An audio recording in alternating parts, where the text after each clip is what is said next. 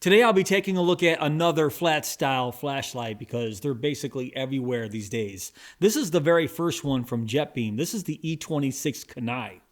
Let's check it out.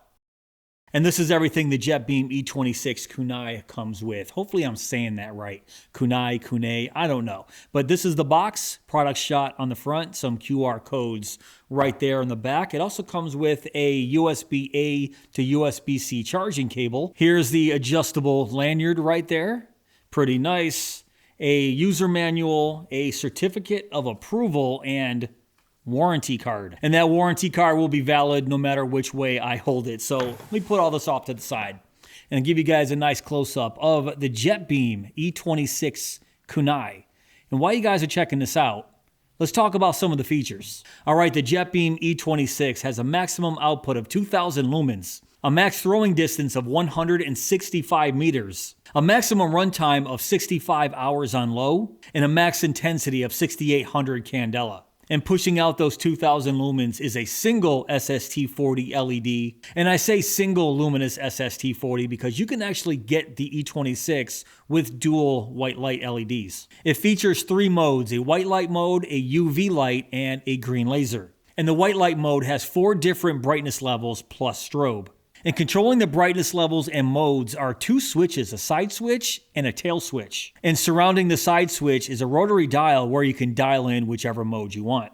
Inside, there's a 1700 milliamp hour lithium polymer built-in battery that can be fully charged in about an hour through the USB-C charging port on the outside of the body. Speaking of that body, it's made from an aluminum alloy and has a Type 3 hard anodized finish. And it's also available in 3 different colors. There's an orange, a black, and the color that I have right here, green. It has an impact resistance of 1.5 meters and a dust and waterproof rating of IPX8. The X means the dust proofing wasn't tested, and the 8 means it's submersible in up to 6 feet of water. And the E26 also comes with a 5-year warranty. All right, let's talk dimensions. The E26 has a length of 5.24 inches, a width of 1.26 inches, and a thickness of 0.63 inches. All right, let's weigh this bad boy.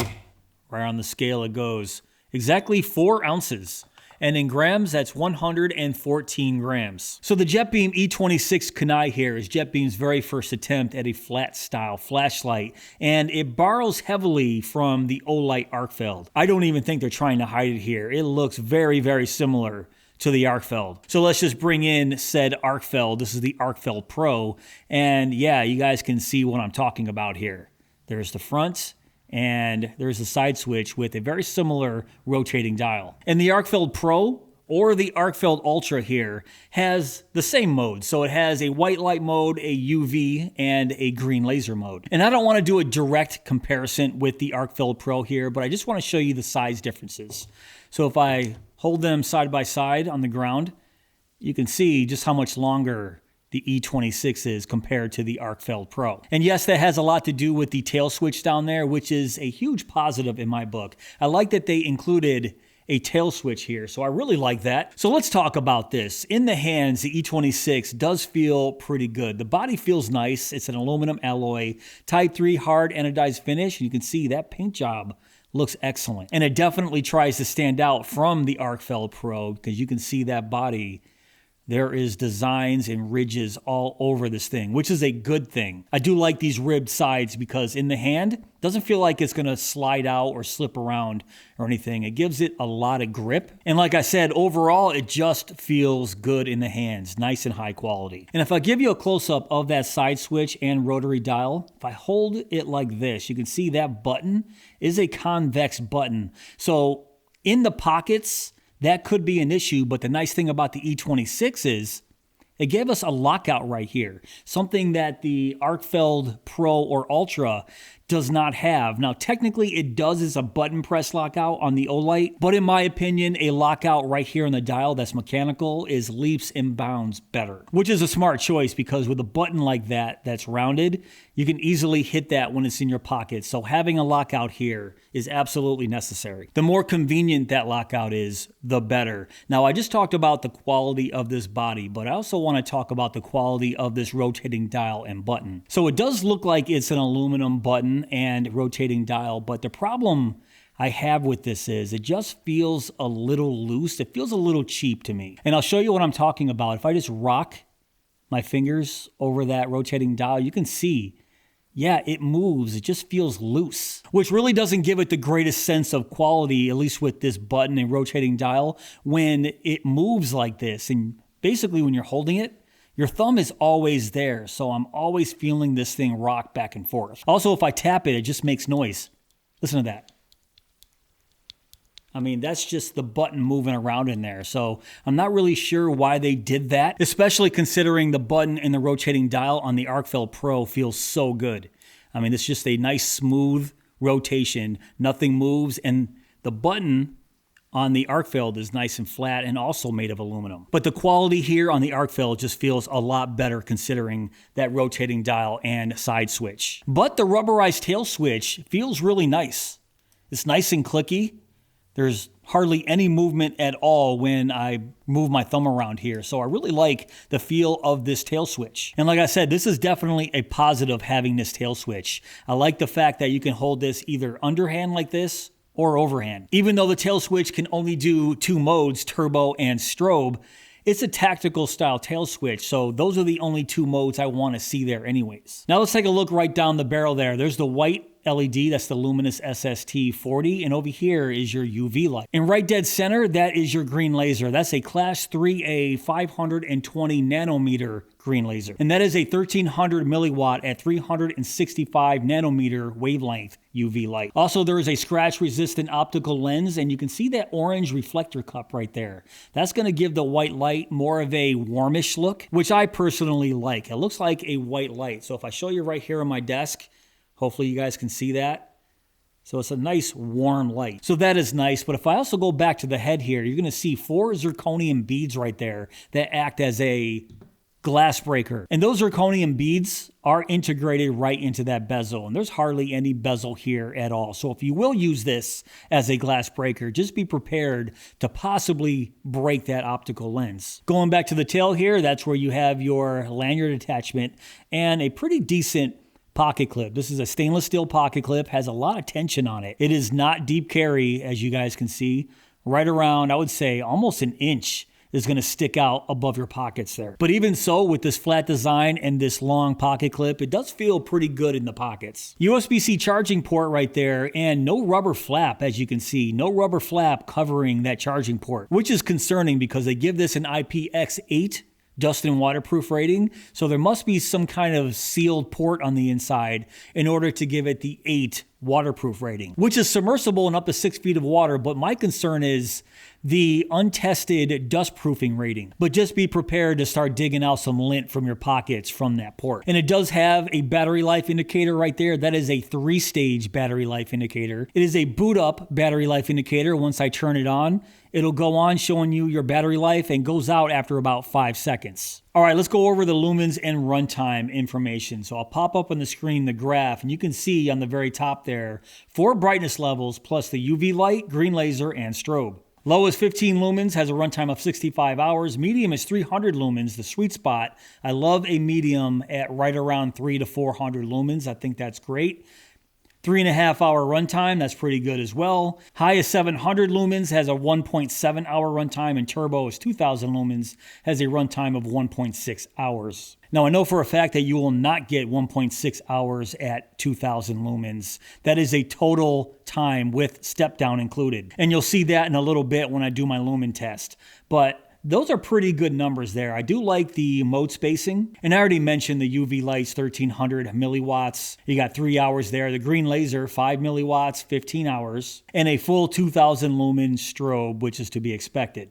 Now, I do like the fact that it has a 15 lumen low, but it's concerning that there is no moonlight or firefly mode. I would love to see a half lumen or a 1 lumen moonlight mode here, but unfortunately, there's none. Now let's go over the UI. The UI is extremely easy. The rotating dial is unlocked, so if I push the side switch or the tail switch, nothing happens. And if I rotate the dial over to white light mode, just a single press on that side switch activates the white light modes. So a single short press turns it on, and then press and hold to cycle through the 4 brightness levels: low, medium, high, and turbo. And it does have a memory, so if I put this on turbo, which is right there, Click it over to lock, put it back over to white light mode, and press the button again. It goes right back to the last known brightness level. That's turbo. So that is pretty nice. Now, if I go one more over, that is the ultraviolet light. So if I take my notes here, you can see pretty nice ultraviolet light.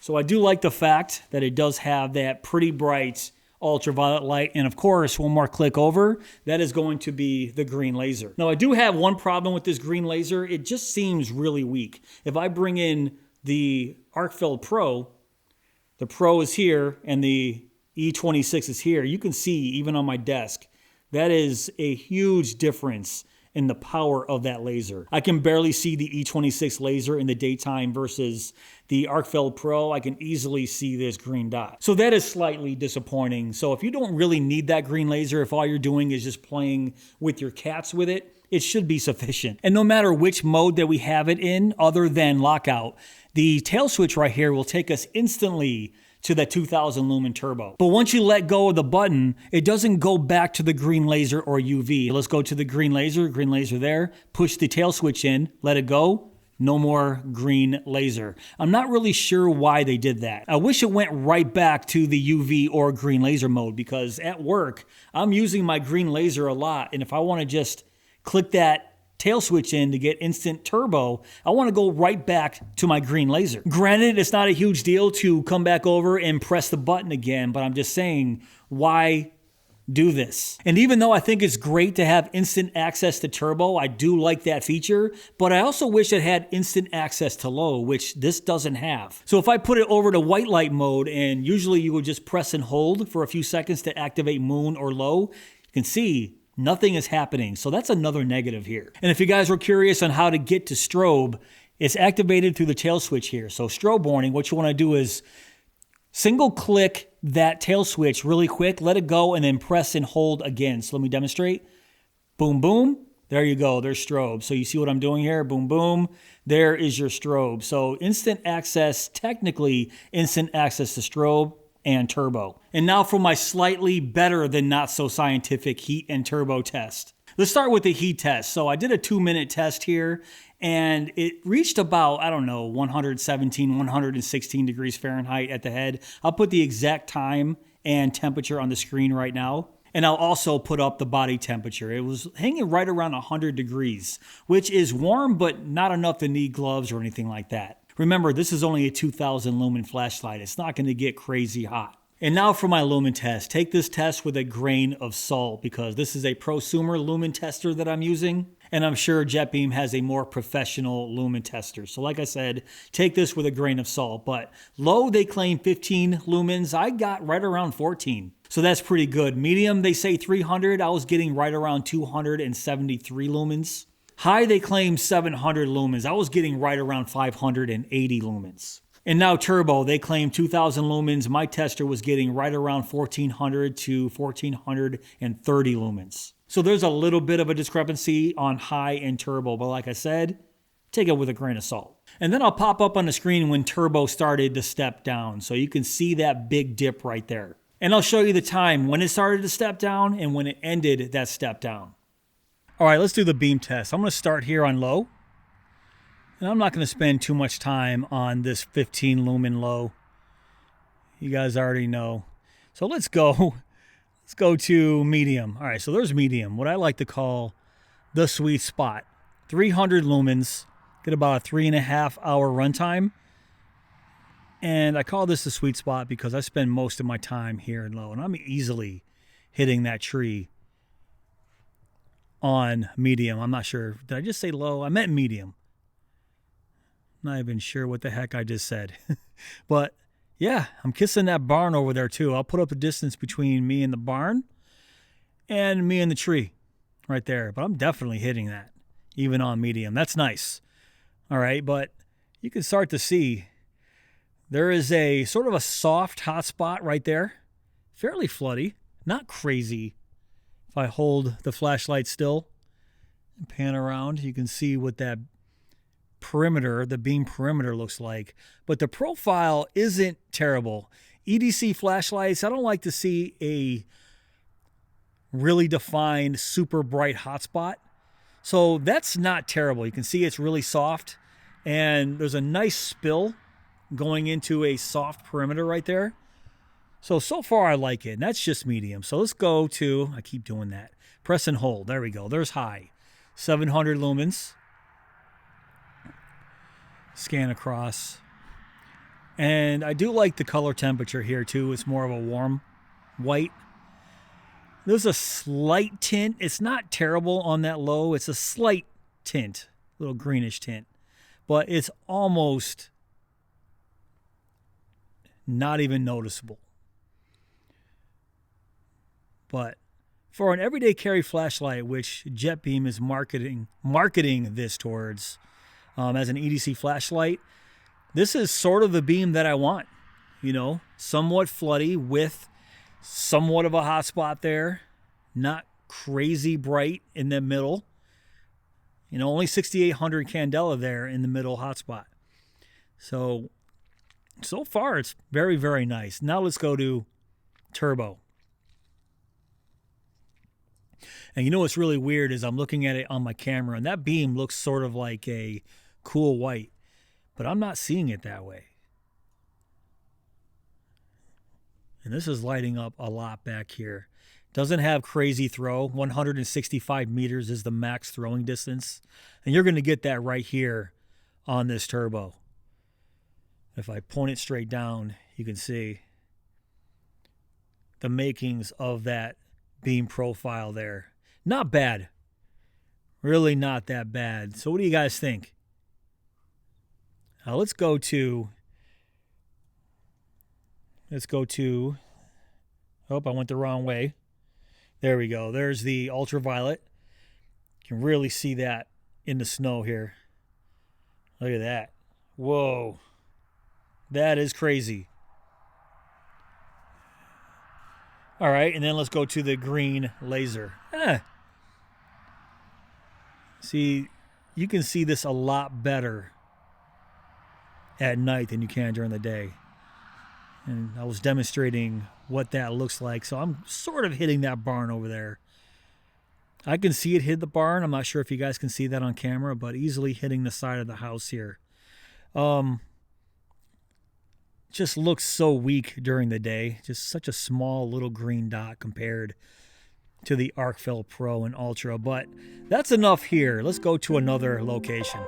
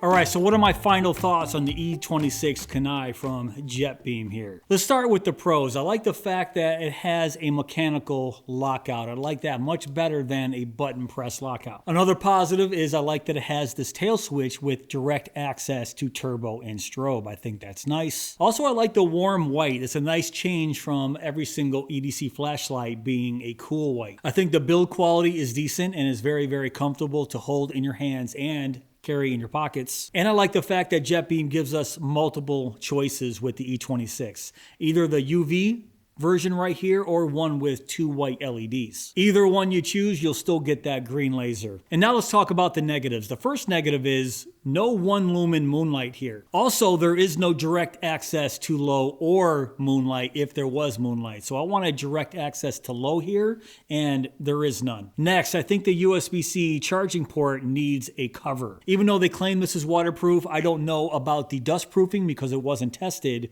and I don't want any mud or pocket lint getting inside of this USB-C charging port. Another negative is if I use the tail switch for instant turbo, it cancels out whatever mode I had it in previously. And yeah, it will cancel out white light mode as well. So if you have it in low, medium, or high, and then decide to go to instant turbo through the tail switch, once you go back, it cancels whatever mode you had it on. So that's a huge negative in my book. And the last negative here is the loose feeling rotating dial. It just makes everything feel cheap when the dial is this loose. So at 87 bucks, do I recommend the E26 Kunai? I can say yes, I do. I think it's a nice option. At 87 bucks, it's right around the same price range as some of these other lights. There's a few from Nikkor that are a lot more expensive. And for example, the Olight Arcfeld Ultra is right around 120 bucks. So you can save yourself a little bit of money by going with the E26 here. Is it as nice or high quality as the Olight Arcfeld? No, I think they still have a long way to go with this flashlight to be considered in the same category as the Arcfeld Pro or Ultra. But with their version 2 of the E26 Kunai, I would like to see some of those negatives taken care of.